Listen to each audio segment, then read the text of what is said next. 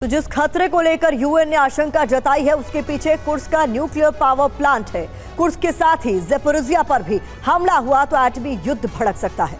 इस वक्त कुर्स्क में यूक्रेन ने 90% इलाकों पर कब्जा कर लिया है। ये एक बहुत बड़ी चिंता की बात है रूस के लिए। अब आपको बता दें कि न्यूक्लियर प्लांट की तरफ यूक्रेनी फौज बढ़ रही है, जो एक और चिंता बढ़ाने वाली खबर सामने आई है। इसके अलावा कुछ ही घंटों में प्लांट को लेकर भीषण जंग की आशंका भी व्यक्त की जा रही है। जानकारी ये कि रूस ने कुर्स्क प्लांट की सुरक्षा के लिए S-400 डिफेंस सिस्टम यहां पर तैनात कर दिए हैं। प्लांट के बाहर इस्कंदर मिसाइलों की तैनाती भी की गई है। ये भी डिटेल्स हमें मिल रही हैं। युद्ध की आशंका को लेकर कुर्स्क में अलार्म बजने लगा है। अगर कुर्स्क पर हमला हुआ तो एटमी तबाही होगी, ये तय माना जा रहा है। 10 से ज्यादा शहरों तक इसके बाद रेडिएशन फैलने की आशंका बढ़ जाएगी। हमले के बाद बहुत बड़ा विस्फोट होने की भी आशंका है।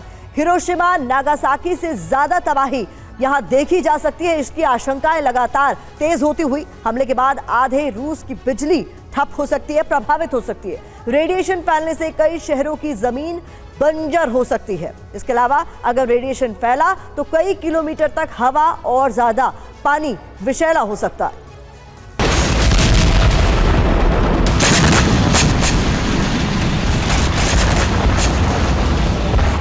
रूस के इतने विध्वंसक हमलों के पीछे बड़ी वजह कुर्स्क के अलावा ज़ेपोरिज़िया पावर प्लांट भी है। रूस को अंदेशा है कि यूक्रेन ज़ेपोरिज़िया पावर प्लांट पर भी हमला कर सकता है।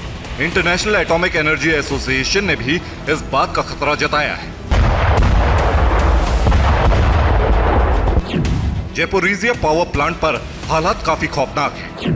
अगर वहां हमला हुआ तो कई किलोमीटर दूर तक रेडिएशन फैल सकता है, जिससे हजारों लोगों का जीवन संकट में पड़ सकता है।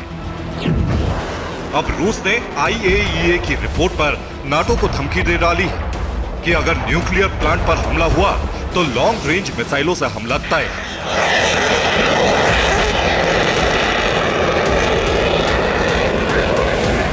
पुतिन के टारगेट पर सबसे पहले फ्रांस है, जिसकी एटमी बेस से दूरी करीब 3000 किलोमीटर है। इसी तरह करीब 2600 किलोमीटर दूर टारगेट नंबर 2 ब्रिटेन पर भी रूस हमला कर सकता है, जबकि 2300 किलोमीटर दूर टारगेट नंबर 3 जर्मनी भी निशाने पर है। टारगेट नंबर 4 पोलैंड की रूस के न्यूक्लियर बेस से दूरी 1980 किलोमीटर है। इसी तरह 800 किलोमीटर दूर टारगेट नंबर 5 फिनलैंड भी निशाने पर है।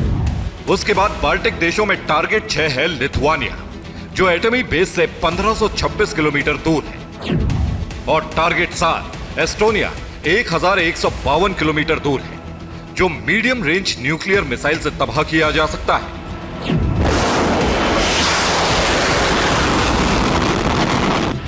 उधर अमेरिका ने रूस की धमकी को देखते हुए यूरोप में एटमी सेंटर को वॉर रेडी मोड में डाल दिया है। अमेरिका की रूस पर हमले के लिए जबरदस्त तैयारी बताती है कि बाइडेन मान चुके हैं कि परमाणु युद्ध का पहला फेज शुरू हो चुका है।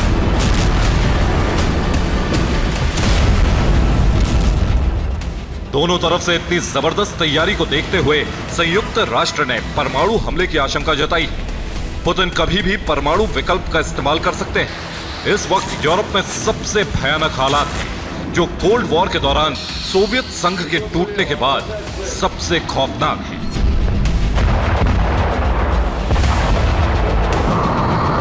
Bureau report, TV9 Bharatvarsh.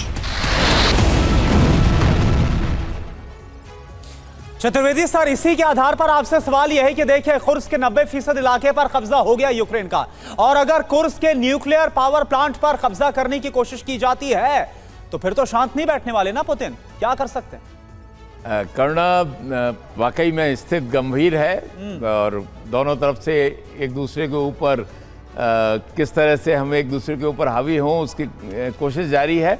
लेकिन न्यूक्लियर बॉम्ब का या टेक्निकल न्यूक्लियर वेपन्स का इस्तेमाल होगा, इससे मैं समझता हूं कि ये दोनों देश काफ़ी मैच्योर्ड हैं, पुतिन भी, अमेरिका भी, नेटो भी, और बिल्कुल इंश्योर करेंगे कि चाहे जितना हो जाए कि न्यूक्लियर बॉम्ब नहीं वहाँ यूज़ होगा। टैक्टिकल न्यूक्लियर बॉम्ब के बारे में मैं आपको एक चीज़ बता दूं कि ये अगर कोई सोचता है कि केवल रशिया को नुकसान होगा, तो नहीं, ये यूक्रेन को भी नुकसान करेगा और अच्छी तरह से नुकसान करेगा, और उसके क्या परिणाम होंगे किसी को नहीं मालूम। और यही रीज़न है कि डिटरेंस दोनों तरफ है। आप उसको एक टैक्टिकल डिफरेंस है, स्ट्रेटजिक डिफरेंस के रूप में यूज़ कर सकते हैं, अपने न्यूक्लियर वेपन्स मूव कर सकते हैं, वॉरहेड को मूव कर सकते हैं, कोई चेतावनी दे सकते हैं, वो सब is part of the game.